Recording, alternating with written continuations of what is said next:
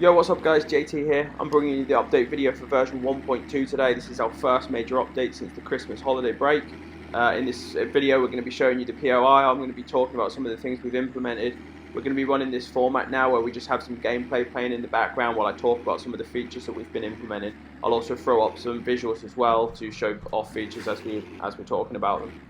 So let's just jump straight into it, guys. So as you can see here, this is the airport. We wanted to give you guys like a really nicely designed area. We've added new features for this area as well, which include default and emergency lighting, tannoy announcements, and really we're just trying to make this area feel special. And we're also going to be trying to roll one of these areas out with each update. We may miss some here and there, depending on what we're working on, but that's the plan, is that we give you all like a nice area with each update. So the main objective in this POI is that it has an armory, but to get to this armory you need to get past electrically operated doors, which are also new, and to do that you need to power the transformer building, which is in the middle of the airfield as well. So you can go into the airport. I don't really show it in this video, but you can go into the airport and there's all emergency lighting in there. It's all red, and then once you get it all powered up, the default lighting comes on and the airport has some lighting. You can see here that we've added these yellow lights as well, which sort of pointers and indicators that you need to head over to this building, and they run on the solar lighting as well, so they're on even when the building isn't powered. Once you do power it, you can see here all the taxiway and runway lights are all on, which is a cool little feature. You can also see we've added these new gates as well, which are electric. To actually get a vehicle into the airport, you need to operate these gates, get the electric to the building, and then you can open them and go in. So what our plan was here, there's 4 of us, we got all of our gear together, we had some silenced weapons, and we're going to try and take the airport. We brought the RV in here, and we're going to go into these new hangar doors as well, lock up the RV, and then go and do the POI. Otherwise we're going to come out, our RV is going to be stolen, and it's going to be a nightmare. So we pulled it in here. At this point we obviously already had the electric on. It was night time, so it probably wasn't the best time to be doing this, but there was 4 of us, so we figured we'd give it a go. As you can see, it's looking pretty quiet in the terminal there. Our thinking here was that we'd place this propane tank down, and then we actually sent JB in to go and draw some zombies out. So he's actually in there right now. He's running around, getting as many zombies on him as he can. We're just going to pull them out and then see what we can blast away. So you can see JB's running here. He's like absolutely freaking out because there's like 25 zombies running after him. And as you guys know, JB is terrible at the game, so you know we're going to help him out here. So drawing the zombies out like that allowed us to get rid of a bunch of zombies right from the get-go. So now we're going to head into the building and start clearing it out as well. One of the things we've added with this update is those electric doors, and the zombies don't break through those. So you can't draw every single zombie out of this building.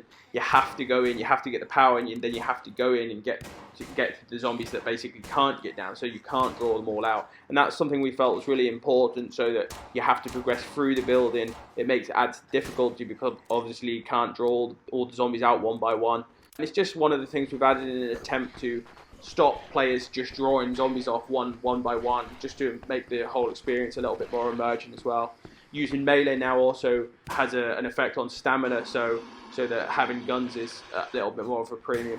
So you can see here that we've got through the first electric doors, and we're now going down to the armory. Obviously we know where it is, but this building is a little bit of a maze, so you guys are going to be going through doors and getting lost a little bit. So, I mean, really, some of the other things we've been working on in this update, guys, include locks. That's something that the community was hugely asking for. They wanted the lock mechanic to be just a little bit better, so you can now have multiple owners on a lock. So as soon as you unlock a lock or lock a lock with the right code in, you become an owner, so you have the auto unlocking and locking feature. There's a whole new UI for the locks as well, and we've fixed a whole array of problems that were happening with the locks. So that should make them just that little bit better. We've also added a mechanic which allows locks to be crafted, a weak version of the lock. The idea is that new players will be able to go into the guide and see that they can craft a lock. And now once you craft a lock and you place that, if you die and then find a map, that lock location will be shown on the map so that you can find your way back to your previous base. And something additionally that we've added is that you now spawn always within a certain range of your death location. So previously you would just spawn at one of the random spawn points over the world. Now you're usually going to be spawning within a kilometer of your death location. Obviously if you find a compass, get back to where you were very easily now. Other notable changes include all new traps, including a nail bomb trap, firecracker trap, and an air horn trap. These are going to be really cool and should just supplement the gameplay overall when you have your bases. We've also added a Sawn-Off Shotgun, which doesn't spawn. You have to craft that from a full double barrel shotgun, and it's obviously not reversible. I'm going to wrap this video up here, guys. As always, there's been so many things that we just couldn't include in this video. I'll link the changelog in the description of the video. Check that out. We've been fixing loads of things that you guys have been reporting. The user reports that you guys have submitted in game are so useful to us. They actually come directly into our workflow now, and it really allows us to shape the way the game is moving.